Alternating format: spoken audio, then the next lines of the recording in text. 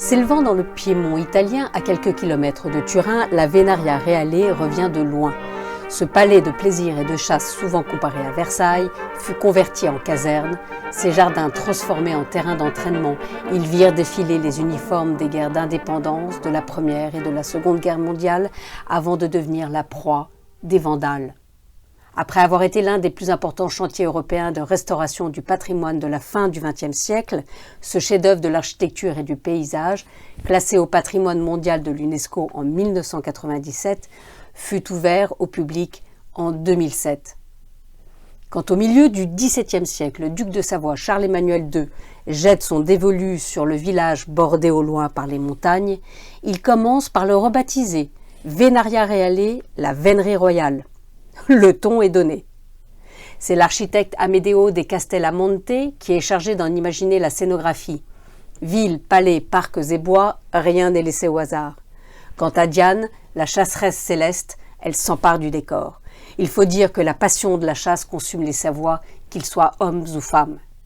Celle-là, à l'instar de la femme du duc, Marie-Jeanne-Baptiste de Savoie-Nemours, dite Mademoiselle de Nemours, se font portraiturer en Diane.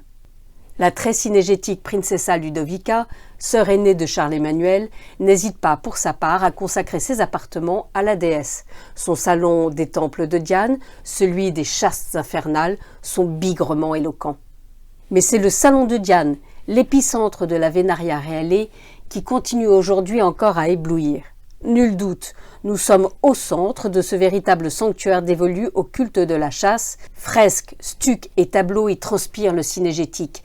La pièce de réception, longue et claire, se voûte dans une époustouflante hauteur. Au centre du plafond, une fresque de Yann Miel représentant Jupiter confiant le gouvernement de toutes les chasses à Diane. « Je te donne le plus grand empire sur les chasses !» tonne-t-il. 2 médaillons l'entourent. Dans le premier, bien que son ennemi, Diane sauve Bacchus d'une mort atroce. L'image est censée prouver qu'un esprit honnête se doit d'aider son rival dans l'adversité. Le second illustre la devise « Une belle tromperie a plus de valeur que la force », qui va comme un gant au duc de Savoie, homme de guerre et de ruse. Perdu par une diversion, emprisonné dans un filet tendu, un tigre comprend, mais trop tard, son erreur. Un peu plus bas, on découvre 7 portraits équestres de Nemrod de l'époque sur les 10 initialement peints. Miraculeusement retrouvés, ils connectent encore aujourd'hui l'Olympe éternel au duché de Savoie de la seconde moitié du XVIIe siècle.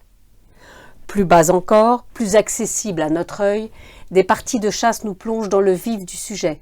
La chasse au cerf propose une image inédite, naturaliste voire bucolique, de cet art noble par excellence. La dramaturgie de la chasse à l'ours n'arrive pas à éclipser tout à fait la joliesse de la mise des chasseurs, qui cache bien mal leur détermination farouche. Quant à la chasse du loup, décomposée en épisodes, elle gagne en pittoresque.